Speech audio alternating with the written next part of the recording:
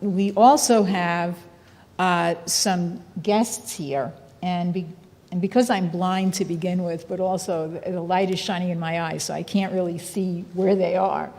I know that, well, I see Rachel Brown over here. She's not in the light.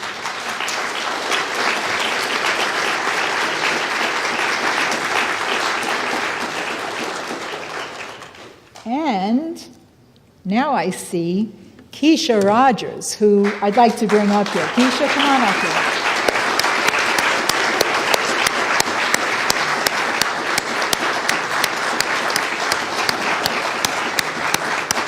As people know, Kesha just ran an absolutely brilliant campaign, and she ended it with a call for some sane ducks in Washington as opposed to lame ducks. So why don't you say a few words?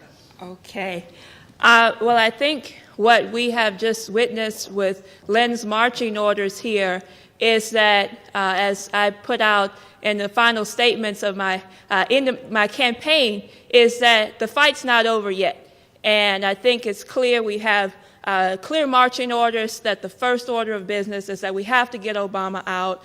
We have a mission for the country to reorganize this bankrupt banking system. And I have to say, for the last year, it has been an extraordinary process because what we found is the mass strike hard at work and the population responding to leadership and recognizing that with the atrocious policies of this administration, and as Mr. LaRouche defined very rightly in his April 11th webcast, that we have a narcissistic president, more and more people have been responding to the fact that what we represent is the only solution to this economic crisis. And I think the questions coming in from people today are going to be typified by what we can do to turn this country around.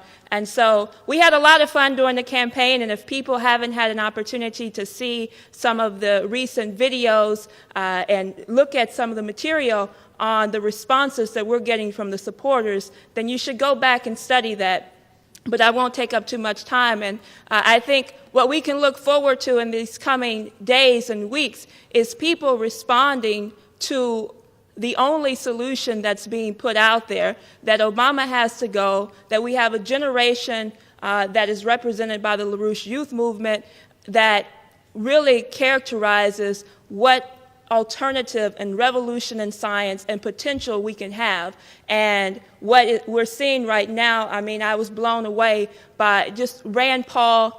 We can't allow any of this to unfold in our nation, because we are at a point where if we don't fight as if our lives depend on it for the saving of this nation, then we have no chance of surviving. And so I think the questions that are going to come in today are going to really exemplify where we go from here, and Lynn has laid that out very clearly. Thank you.